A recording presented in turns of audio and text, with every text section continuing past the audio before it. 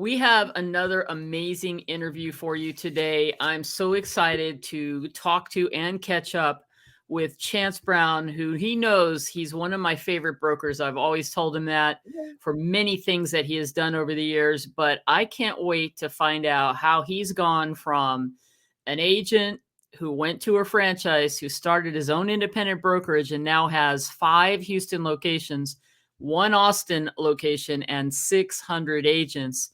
That's Chance Brown, the owner-broker of CB&A Realtors, is joining us today. That's right. Kicking Austin in Texas. And so Houston, sit back really. sit back and join us on the WB&L Wandering But Not Lost podcast. You've reached the WB&L Wandering But Not Lost podcast, where real estate and reality meet. And now your hosts, Jan O'Brien and Matt Emerson. Well, welcome everyone to the WB&L Wandering But Not Lost podcast, where real estate and reality meet. This is episode 245, and you can catch all of our show notes over at WBNLpodcast.com. Yeah, Jen O'Brien, we're going to have a great conversation today with Chance, but just as a reminder for everyone, we will be continuing our Opening Your Own Real Estate Brokerage series. Part 5 next week. No, this is part 6. I don't remember which one it is now. No, it's part 5 of we're going to hit retention. So that's going to be our topic next week on 246. But that's next week. Let's talk about this week. Chance Brown, Jan O'Brien. We met Chance, what? Gosh, it's been almost 10, well, probably 11 years ago now. I don't even know. Time. It's like time just flies by for me. Yeah. It just seemed like the other day, though. Exactly. Let's bring him in. There he is. Welcome, Chance. Hey. And thank you for joining us. 10 years ago. Yeah, there you go. 13, yeah. 10 years ago. And you know, one of the things that I talk about you a lot when I am sharing like things that I love that brokers do, and just your coaching style. And when at the top of the show, when I was saying one of my favorite brokers, it's because when I first met you, you were so about like, you know, I don't know if you still do it, posting information and kind of giving tidbits online. Do you still do that? I bet you do. Like you're sharing, you had like theme things that you would do to motivate agents and so forth on your team. Yeah, so we do it both internally and I do it externally. I've got my blog that we it's use. a blog. That was it. Shameless plug, chancebrown.com. There you go. But yeah, you know, and I just feel like that's the value that we bring to the industry. You know, we've got a couple of rules for working here at our brokerage, and one of them is that when people need help, we help. We're believers in the abundance philosophy of how things work, and we just feel like if you lift one person up, you lift everybody up. That's right awesome. On. Well, that's clearly been working for you, my friend. So, but tell our audience, because we know a little bit about you, but can you give a little backstory of how long you've been in the business, the journey, and bring us up to where you are now at just crossing 600 agents? Unbelievable. I love the story already. Yeah. So, you know, I started out actually on the builder side 20 years ago this year, which is hard to believe because in my head, I'm still 25, but exactly. You know, when I get out of bed in the morning, I'm not. But we started on the builder side, and then I got my license and started working and got to a point where I was doing really well as a solo agent in production, started my own brokerage, never with the intention of ever sponsoring anyone, just more at the time, it was not a time when you could control your own brand and things like a lot of places allow you to do now. And so I just wanted to have that element of control of how I wanted to build my personal business. And that was great until I had a year where I sold a whole lot of houses, and in true real estate agent form, was pissed off at the end of that year because I missed my overall goal by 4. Wow. My goal was 100, and I got 96 transactions that year. But you know, right, had this great year, felt bad about it. Anyway, that's typical real estate agent, right? And so, you know, what came out of that year was I couldn't do this alone. I was not in a healthy place, and wanted to figure out how to build something else. And so we ended up, after a weekend of walking through pros and cons, deciding that it was going to be a brokerage. We started out in a franchise model.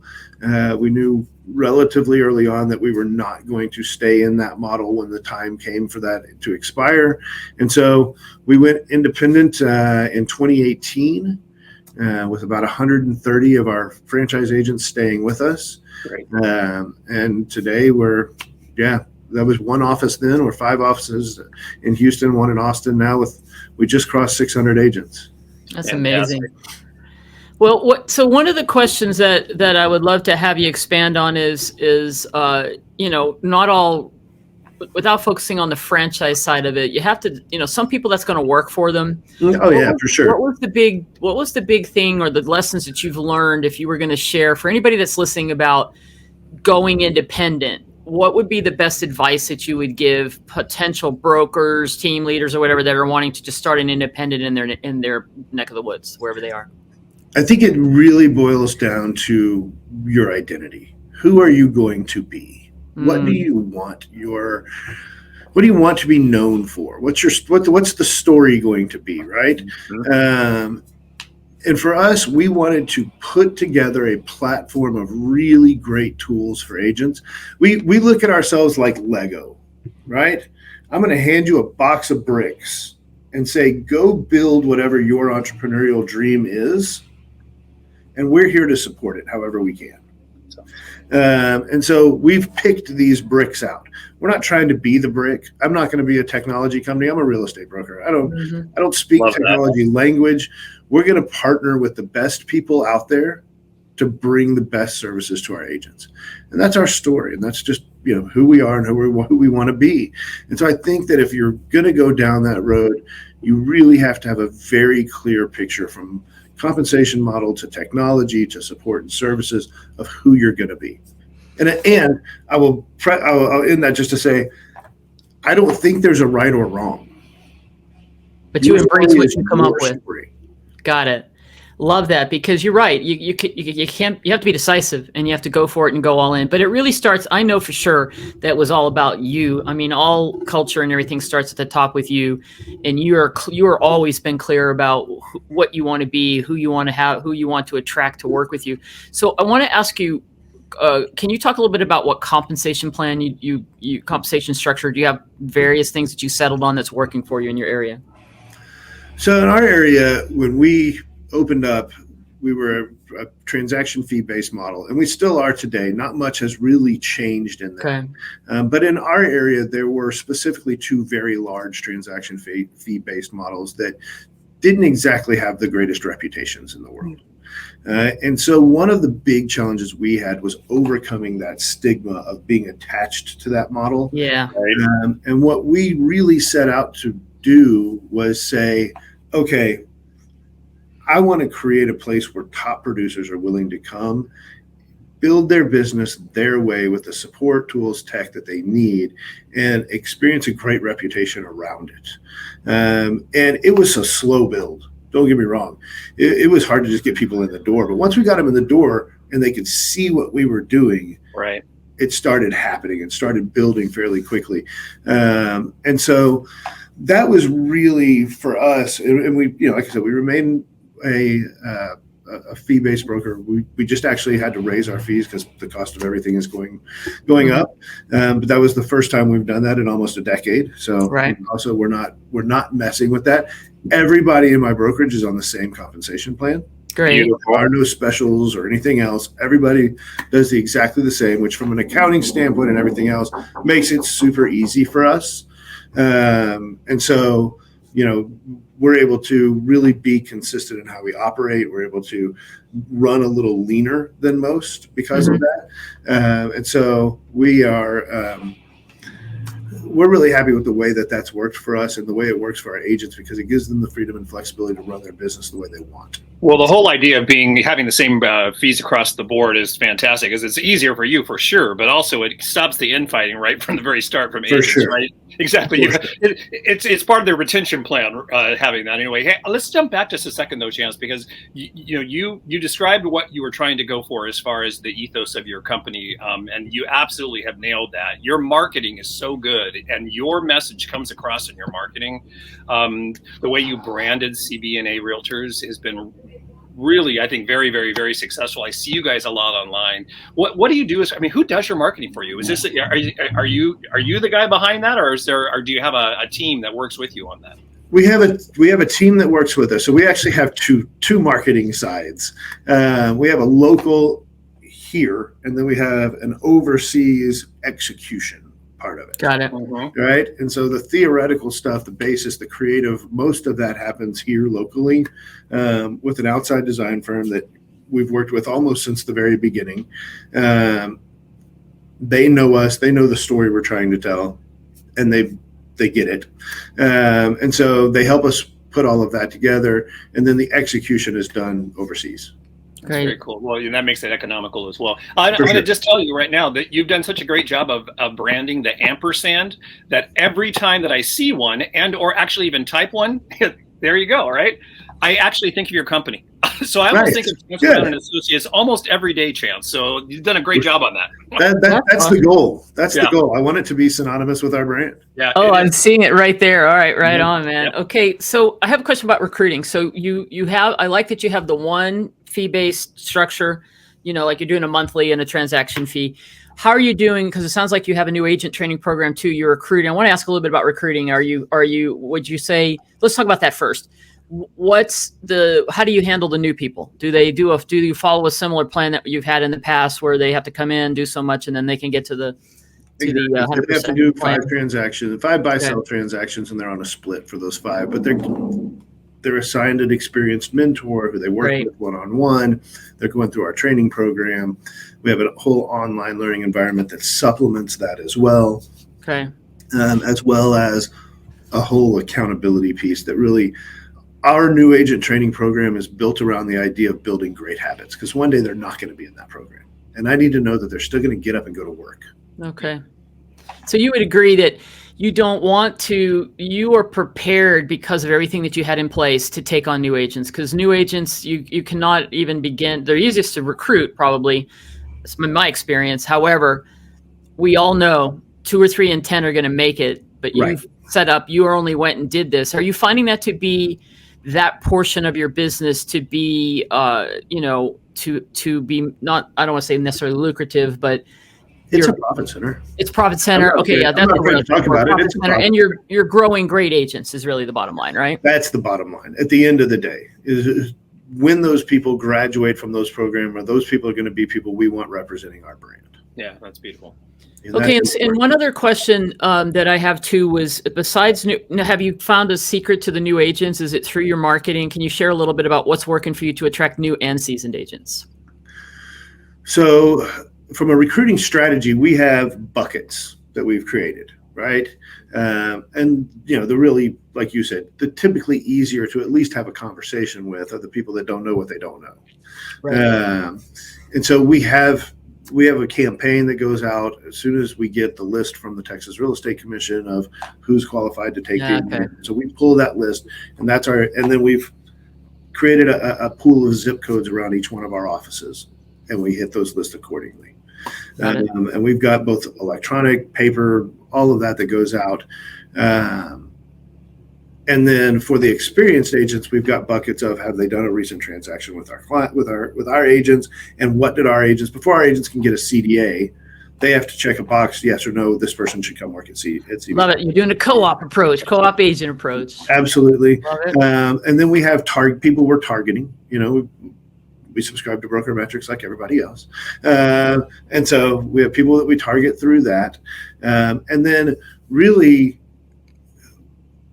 from a cultural standpoint, it does start with culture. 65% of our growth over the last 3 years has been agent to agent referral. There we go. I was wondering if that was going to come down. Beautiful.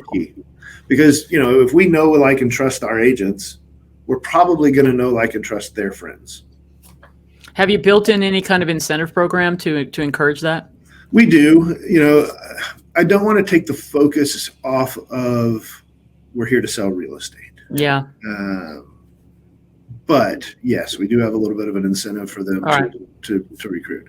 But it's not something that's going to be like life-changing or anything like that, because I want people who are right on here. They're focused on production. Recruit. And then with your offices, so are you running them with like a branch manager? Is everyone doing the recruiting? Do you have a recruiter? Just wondering, obviously you've got the back end and the support, but who's making the calls and doing the interviews? So I'm a huge fan of decentralized command. And so we have a manager in each office, and it is their fiefdom. Got it. And so we're providing the support, obviously, at the corporate level for that. But we really want that office. I don't want you to walk into every CB&A office and it be exactly the same and feel exactly the same. I want it to be institutionalized like that. Certain areas of town are going to have a different vibe. Right. And we want to embrace that vibe. And so our managers in each one of our office, they're doing the calls, they're doing the recruiting, and that's the majority of their compensation is the growth and profitability of that office. And then they also do things like run our mentor program and work with the mentors in their office. They do the office meetings, but they all also produce. I am not a believer in non-producing management. That way they stay connected and they know what's going on out there. Absolutely. I agree with you. Yep, I still produce. So. All right, beautiful. Decentralized command. That is I like that expression. That's fantastic, and I'm sure that actually that is a big motivator and probably a retention tool for your managers as well to keep them on board. Because of that, I mean, getting back to culture a little bit, what are you doing to kind of get to be part of the community in your areas? Do you do something from? Were you reading my mind? Pardon me? You were reading my mind. That was the question I was going to ask next. Yeah, awesome. Or is it something that your branch managers kind of do on a more of a local level? A little bit of both. So if you go back before we were independent, and really it had nothing to do with whether we were franchise or independent, we were doing service projects and all the things that, you can post pictures of to Instagram, right? In 2018, we had a terrible hurricane hit Houston. Right, 50 inches of rain in 48 hours. And what we learned through that experience was that we were really good at putting human resources in action in a time of need. But what we were not good at was putting financial resources in action in a time of need. And so we created a private foundation in the wake of that, a 501c3. And really, when we founded it, and I'm going to be completely honest, we had never thought it would turn into what it has turned into today. The whole idea was we need to set aside money for the next time we have something like this to be able to help our agents that are affected. Beautiful. And we have been able to do that. We keep about a little over $50,000 sitting off in a pot off to the side for our agents. And when we have medical emergencies or we have tragedies with our agents or a tree falls on their house or whatever, we can go in and we can help provide short-term relief. We're not going to fix the problem, but we're going to provide short-term relief. But once we reached that reserve number that we wanted to reach, we had all this money coming in for this foundation because our agents, we do corporate giving to it, but also our agents do giving on their CDAs, things like that. And now we have, in the last 5 years, we've put over $500,000 back into our community, typically with the charities that are designed to help at-risk kids reach their full potential so that the communities of the future have a bright future. Yeah, awesome. We want our communities to be vibrant places where people of every walk of life can work, live, and play forever. What's the name of your foundation, Chance? The CB&A Foundation. We're not clever here. Well, hey, that's branding, dude. Exactly, right? Wow, you just got it going on all cylinders, Chance. You always have. I'm so excited to see the success it's to, and you've really, I mean, is this what you envisioned back when we first met, that you saw yourself being this big? Because I don't know, man, I love it. Yes, but I envisioned it happening a lot faster. All right, well, that's typical entrepreneur, right? Sure. Zero patience. Everything needs to happen right now. What are your growth goals moving forward? Do you feel like, how when we track companies, I think you can hit a plateau where you're saturated, and maybe that's why you've moved to Austin too, but tell us a little bit about that. Do you feel like, are you in that stage of your business now, this many years in, where people come and go and you maintain, or just tell us a little bit about your growth goals? No, we are in full-on growth mode. Okay. When we built the independent brand, we built it with the idea of being a national organization. Okay. And so, again, it's happened slower than I would like it to. But we also, we have no debt. I'm a very debt averse person. And so we're doing it as we can and building it so that it's solid and it's not going anywhere. right? And so I think in Houston, there's probably room for us to have somewhere around 1,000 to 1,250 agents before we kind of do hit that saturation point. Okay. And then we start expanding into the other major metros. We get requests from people from some of the smaller towns, but it's hard in this model to really do that. If I'm taking 30% of your money, yeah, I can go open an office wherever. We know that real well. Yeah. But when I'm doing fee-based, I can't go to a market where there's 500 agents. Exactly. It doesn't make sense. Yeah. So now you feel like you've got. We franchise at some point. We start. That's what I was just going to ask. There you go. All right, because you've built the infrastructure. That's always who you've been. I know that, and you were always looking for the best tools. And I'm sure you've fine-tuned that or added and deleted and gotten it so it could be turnkey, right? It's duplicatable. That's what I'm hearing you say. That is actually the project we are. Right before I got on this, so I was in a meeting for that. We are in the project of. I don't love the idea again because of that belief in decentralized command and the belief of letting managers hiring the right people and then letting them go do their jobs, right? Of creating here's the operations manual, here's the playbook, go do exactly this. But I am not afraid to offer some guidance. And so what we're in the process of doing is essentially taking each business function and writing a guidebook to that. There you go. Smart. And that way, for example, since we're talking about recruiting, we would have a recruiting guidebook. But in that guidebook, we would have the admin's role, we call it director of agent development or DAD, their role, even though most of them are female. But in that role, what they're doing, so the admin can see what the dad's doing, the dad can see what the admin's doing, and everybody gets a overview, a holistic picture of what recruiting does for the business. That's sweet. Cool. Yeah, we're very big into SOPs and checklists and all that too. So we're in the process of really building that out. Because what we've found over time as we've grown is we've kind of just said, okay, we know you're the right butt for this seat. Now, let me throw you to the wolves. Right. And we don't want to. But giving them a little guide, like the guidebook's a great idea, or having structure so there's no, I don't know what to do. You take this and make it your own, right? So I do think people do want structure. They do want a little bit of what's the deal, or you don't need them out there trying to figure out what CRM I going to use or whatever. Well, unless they come into you and they love what they use already and they already are organized, right? Right. And, we're talking like today, for example, one of the books that we're in the process of writing is Interviewing the CB&A Way. And I don't want a manager to sit there with a piece of paper and go, so tell me about your business, right? Yeah. But what we want to do is have, if you start to get locked up, here's 10 or 12 questions you can ask. Yep. Exactly. Open things up. Right on.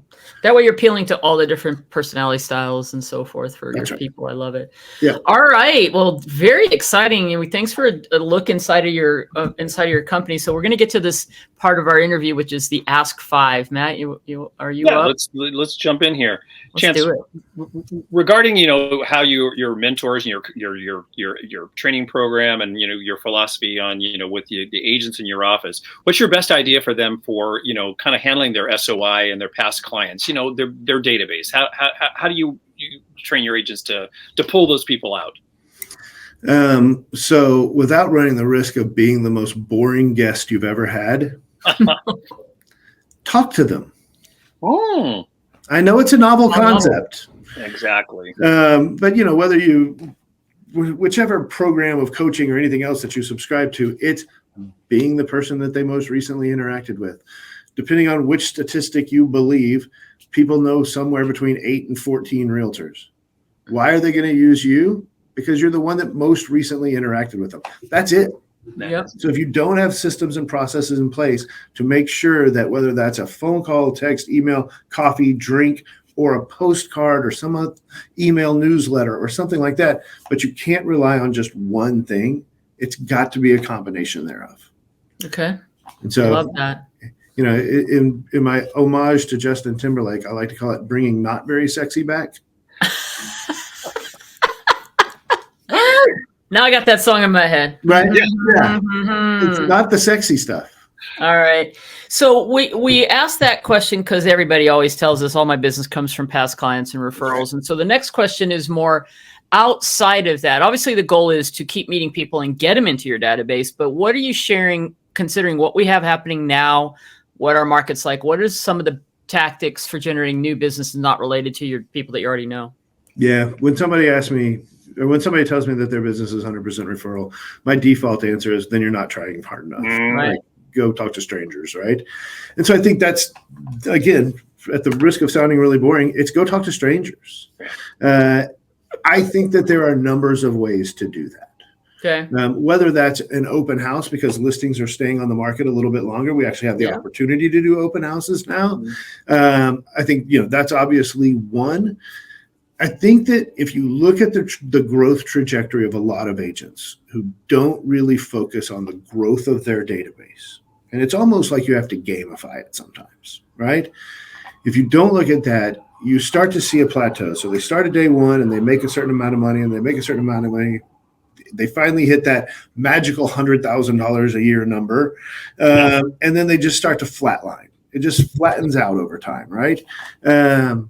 It's because the only growth that they've got in their database are those referrals. And you've got to continuously add people. What I recommend to people is go do what you like doing with strangers. Perfect. I'm not a huge fan of B&I and Rotary and all of these things, unless if you're going to go into that and take on a leadership role and really start to build relationships with people. But, if you like politics, go join a political group. If you like fitness, go join a fitness group. If you like cooking, go join a cooking class or group or something like that. And it may be a slightly slower play, but you're not going to come off as that person trying to get business. You're going to come off as somebody who has commonality with the people around them. You're going to make friends and you're going to build your business that way. About being more genuine, right? Absolutely. Absolutely. Yeah. This next question let's get really back into you, Chance. I love asking this question to people, and it's usually generally the same. So we'll see what you actually say here. But what holds you back? And then when you realize you're being held back, what do you do to overcome that? The main thing that holds me back is trying to do too many things at once and not focusing on this. This is the important stuff. I actually had the good fortune many, many years ago, before he ever wrote the book, to get trained on time management by Brian Moran, who wrote the 12-week year. Before it was ever known as the 12-week year. Back then he called it periodization for business, because periodization is an athletic term. As it turns out, 12-week year sells more books, I think. Yeah, you would think, maybe. Right. But it's really like, how does Michael Phelps go 3.5 years without getting into a swimming pool and then 6 months later start winning gold medals again? Yeah. And it's really focusing on the things that you have to get done that move the needle and letting the distractions fall to the side. And so for me, that's my biggest thing, is not programming into my day focused work. Nice. And knowing what I'm going to do when I get there, and not having 14 projects going on. And, I learned a long time ago from Tom Ferry the idea of the doing, done board. And I love that. In that doing section, you're never doing more than 2 things. Yep. And you're doing them until they're done. And so that's really where I try to stay, is I've never got more than 2 strategic projects. I'm always going to answer the phone for the agents that have calls and things like that. But I have never had more than 2 strategic projects working at one time. And we're going to do them all the way till they're done before we pick something else up. Awesome. See how he's doing this coaching thing right here? I love it. Shared his thing, and then he's got a solution for it, or what he does and what you use. And we appreciate that, because that one's a good one. Absolutely. All right. Question 4 is, you just mentioned a couple things. So is there anything else? And it can be anything. What's inspirational to you, whether it's people, books, podcasts, anything, or something that's maybe recent inspiration for you that you share? So, I'm a huge reader. I read all the time. And so, I can give you my sort of holy trinity of books. And then I'll give you a bonus book that has nothing to do with real estate, but is a great book for how we train.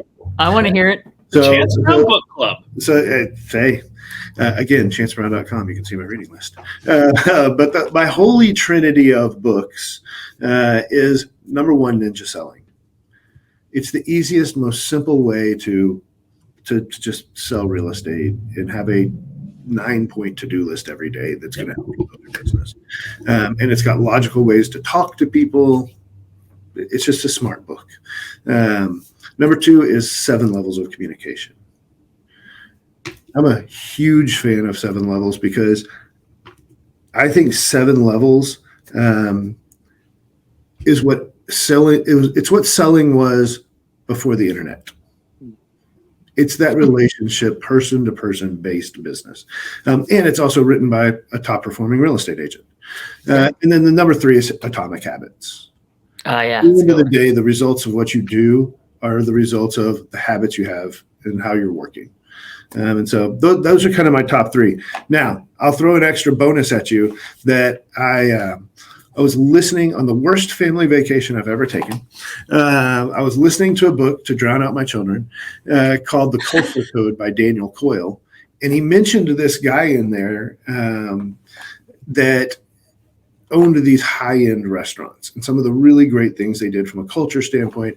And so I sought this guy out when I got back in front of a computer. And I watched his TED Talk, and it was the most boring TED Talk I've ever watched. And then I bought his book.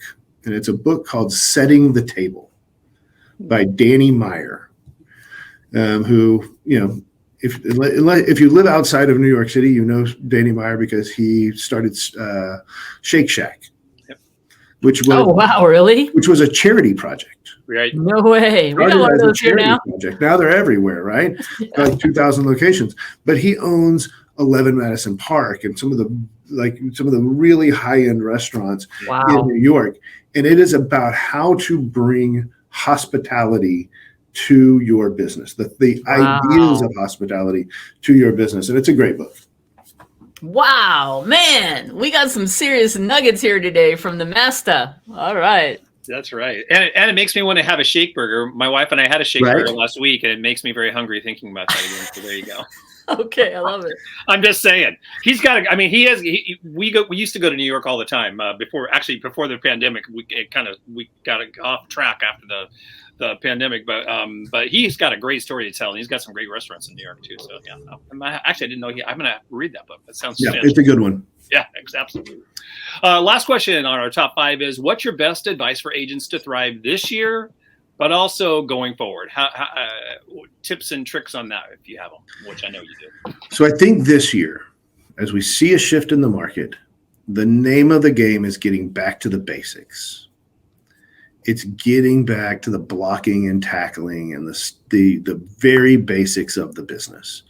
Are we staying in communication with our people? Are we knowing how to convey the truth of what's happening in the market versus what they're hearing in the news? And talking about data and answering questions. I think that's the big one for this year. Moving forward, I don't think that really changes, but I really think that everything comes down to your daily disciplines. Like what are it's the compound effect or whatever you want to call it. Another great book, by the way. Actually, it's the cumulative result of your daily effort in trying to just get 1% better every day. Wow. Sweet. Well, okay. Our work is done here. We've got a lot of good information for our folks today. Thank you, Chance. That was really great stuff. Really straight up. Awesome. Yeah. No, thanks for having me. It was good to catch up. Really appreciate it. We're going to have all of Chance's information. So you want to get a hold of Chance, you want to learn more about the CB&A Realtors, and or if you're in the Texas, Houston, Austin markets, and you're looking for a new place to go, a new place to call home. We're going to have all that information over in our show notes, and that we are in episode 245. You can find all those show notes over at WBNLpodcast.com. Chance, we're going to make sure, if you have anything that you want us to add in there beyond the normal links and stuff, send them over to me, Chance. We are going to add chancebrown.com because that's what I was referring to. That is something that will definitely be in there. Let me just tell you guys, Chance is eloquent, as you just heard, but he is an incredible. That's how he writes also. Yeah, there probably is not a real estate broker on the planet that writes better than Chance Brown. So wow, that's a huge compliment. Thank you. Well, it's really true because you I really enjoy writing. Yeah, it shows whenever you're reading the stuff that you can tell it's you. Exactly. Right. Somebody gets to know you, and that's what I'm saying. And that's that was what impressed me the most when I first met you. I'm like, I don't know anybody that continues to blog. I blogged years ago, and now you're doing it, and it's there. And so for anybody that's not in the Houston area, Texas area, and you just want to pick up some tidbits, that's what you should be checking out. Okay. Absolutely. Awesome. Yes. Appreciate you. All right, everyone. Join us next week where we jump back into our series about opening your own brokerage. In episode 246, we're going to jump on to retention, but you can find those first 4 topics in the series over at WBNLpodcast.com and over at YouTube. Actually, on our YouTube channel, we have a playlist that's actually just all of our opening your own brokerage series. So other than that, get up, get out, live the life you've dreamed, and be forever wandering, but not lost.